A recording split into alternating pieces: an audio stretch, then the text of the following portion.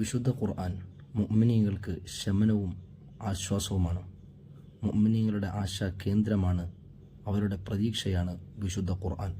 മുത്തുനബി സല്ലല്ലാഹു അലൈഹി വസല്ലമ തങ്ങളുടെ ജീവിതത്തിലെ മഹനീയമായ ആ ജീവിതത്തിൻ്റെ ഏറ്റവും വലിയ മുഅ്ജിസത്ത് കൂടിയാണ് വിശുദ്ധ ഖുർആൻ എന്നുള്ളത്. ഓരോരുത്തരുടെ ഓരോ പ്രശ്നങ്ങൾക്കും പരിഹാരം കൂടിയാണ് വിശുദ്ധ ഖുർആൻ. ലോകത്തിലെ ഏറ്റവും മനോഹരമായ വരികളുള്ളതും ഏറ്റവും മനോഹരമായ ആശയം കൈമാറ്റം ചെയ്യപ്പെടുന്നതും വിശുദ്ധ ഖുർആനിലൂടെയാണ്. ആ വിശുദ്ധ ഖുർആനിനെ ആസ്വദിക്കാൻ പറ്റുന്ന പാകത്തിലേക്ക് നമ്മൾ മാറുക എന്നതാണ് അതിനൊരു പരിഹാരം.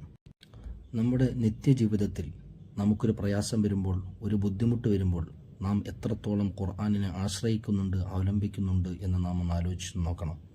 മുൻഗാമികളായ മഹാന്മാർ അവരുടെ പല പ്രശ്നങ്ങൾക്കും പരിഹാരത്തിനായി വിശുദ്ധ ഖുർആനിലായിരുന്നു അവർ ആശ്രയിച്ചിരുന്നത്. റോം രാജാവ് കൈസർ തനിക്ക് അനുഭവപ്പെട്ട വിട്ടുമാറാത്ത തലവേദനയ്ക്ക് ഒരു മരുന്ന് നിർദ്ദേശിച്ചു തരണമെന്ന് പറഞ്ഞുകൊണ്ട് ആവശ്യപ്പെട്ടുകൊണ്ട് സയ്യിദന ഉമർ റളിയല്ലാഹു അൻഹുവിനെ ഒരു കത്തെഴുതി. ഒരുപാട് വൈദ്യന്മാരെയും ഡോക്ടർമാരെയും പലരെയും കാണിച്ച് പരാജയപ്പെട്ടതിന് ശേഷമാണ് റോം രാജാവ് സയ്യിദന ഉമർ ഇബ്നുൽ ഖത്താബ് റളിയല്ലാഹു അൻഹുവിനെ കത്തെഴുതുന്നത്. വളരെ പ്രതീക്ഷയോടുകൂടി കാത്തിരുന്ന റോം രാജാവിന് ലഭിച്ചത് ഉമർ റളിയല്ലാഹു അൻഹു അയച്ചു കൊടുത്ത ഒരു തൊപ്പിയായിരുന്നു. ഈ തൊപ്പിയുടെ പ്രത്യേകത എന്തെന്നാൽ, ഈ തൊപ്പി എപ്പോഴൊക്കെ തലയിൽ വെക്കുന്നു അപ്പോഴൊക്കെ രാജാവിൻ്റെ തലവേദന മാറുകയും തൊപ്പി എപ്പോഴൊക്കെ തലയിൽ നിന്ന് ഊരുന്നുവോ ആ സമയത്തെല്ലാം തൻ്റെ തലവേദന തിരിച്ചു വരികയും ചെയ്യുന്ന ഒരു പ്രതിഭാസം രാജാവിന് അനുഭവപ്പെട്ടു.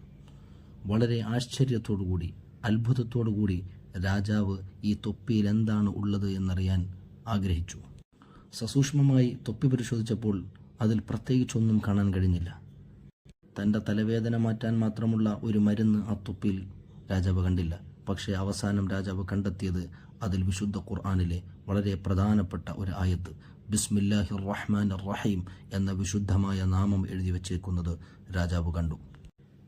ആ ബിസ്മിയുടെ ബർക്കത്ത് കൊണ്ടാണ് രാജാവിൻ്റെ തലയിലെ തലവേദന അള്ളാഹു മാറ്റിക്കൊടുത്തത്. ഓരോ ആയത്തുകൾക്കും അള്ളാഹുവിൻ്റെ അടുക്കൽ വണ്ണമായ പദവിയും സ്ഥാനങ്ങളുമുണ്ട്. നമ്മൾ അതിനെ ഉപയോഗപ്പെടുത്തുന്നിടത്താണ് നമുക്ക് വിജയിക്കാൻ കഴിയുന്നത്. അള്ളാഹു വിശുദ്ധ ഖുർആൻ കൊണ്ട് വിജയിച്ചവരുടെ കൂട്ടത്തിൽ അള്ളാഹു നമ്മെ ഉൾപ്പെടുത്തി അനുഗ്രഹിക്കുമാറാകട്ടെ.